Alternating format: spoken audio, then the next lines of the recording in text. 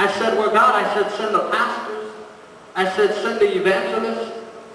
I said, send the bishops in there. I said, what do you mean, who will you send? I said, you have ministers you called up. And he said, no. He said, for too long, people have come before me and prayed the prayer, God send revival to this nation. They've come before me and asked me to move in their churches. But he's saying, who's going to come before me and say, God, use me to be a revival starter in this generation? Who's going to come before me and say, God, I'm selling out for you. I'm going to begin to move in revival in my school. I'm going to begin to pray, God. I'm going to begin to stand for you, God. When this world stands against you, I'll stand up, God.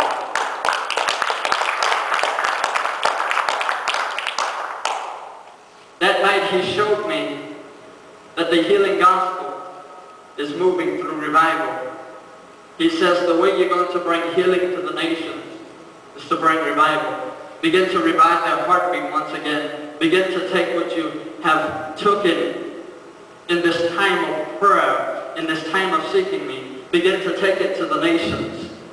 Because I'm calling out a generation who has a heartbeat after me. God is raising a generation who aren't afraid to make extreme sacrifices because of their radical love for God.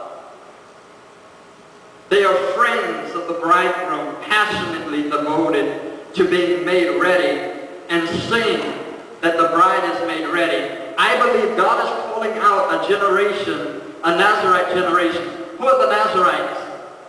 The Nazarites are those who rise and say, God, we're coming after you. We're going to have pure hearts, pure motives before you.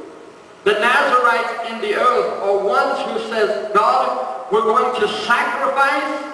We're not going to be afraid of sacrifice. We're not going to be timid of sacrifice. But God, we're going to come before you and we're going to seek your heart in this generation. The Nazarites are those who says, God, we're not going to touch the dead things of this generation. The things that brings us down. God, we're not going to go to the parties that cut us down. God, we're not going to go socialize with the friends that condemn us. God, we're going to be separate for you. We're going to be a holy generation. We're going to be a holy people for you. We're going to stand out and stand up in this generation. We're not going to be labeled just some fake, false Christian. But God, we're going to come after you with our heartbeat. Do you know what he's looking for in this hour? He's looking for young people who say, God, I want your heart. I want to know your heart. I want to know your heartbeat. Not a religion, God. Not some religion, God. I don't want a religious experience. But he's looking for a generation who says, God, but a true and real relationship with you. He's looking for hunger in this generation. He's looking for those who seek the heartbeat of the Master. John 13:25 says, he then laying on Jesus' breast, saith unto him, Lord, who is it? At that time, John, the only disciple that we know of, got to lay his head on the Master's chest. Did you know what John did? John was one of the closest disciples to Jesus. Jesus would take him everywhere with him. Jesus would take him in different places. And John grew very, very close to the Master. And he's looking for a generation who says, God, I'm coming after you. I'm going to come after you with my everything, God. He's looking for a generation who he can share his heartbeat with again. Do you know what's going to change America? Do you know what's going to change the house?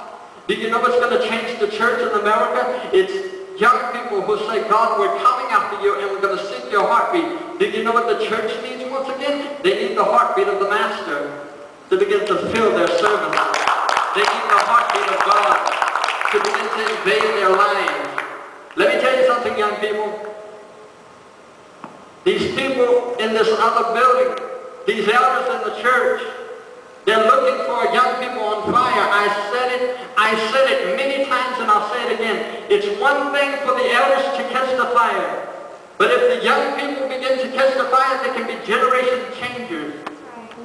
They can change a nation. They can change a generation for good.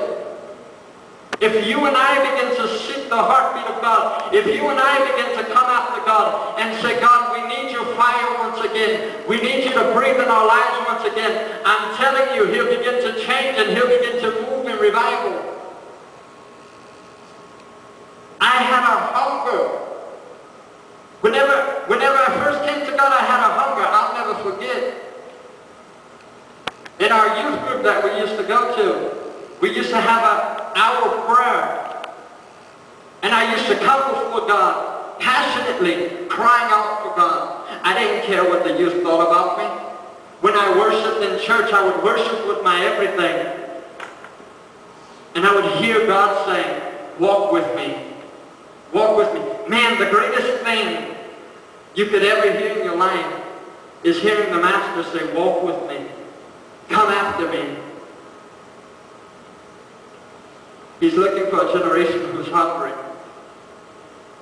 I'm going to have an altar call for those who say, I'm hungry for God.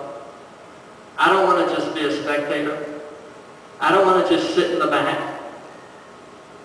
I want something real in my life. I want something genuine in my life. I want the fire of God to begin to move in me. There's a fire, young people, that I've caught that has not died. There's a fire that came to me whenever I was born again that has not lost its flame. It's been just burning on the inside of me and intensifying. Such a deep hunger. For those of you who say, I want the fire of God upon my life, I want to open the altars for you. If you would, you can come down.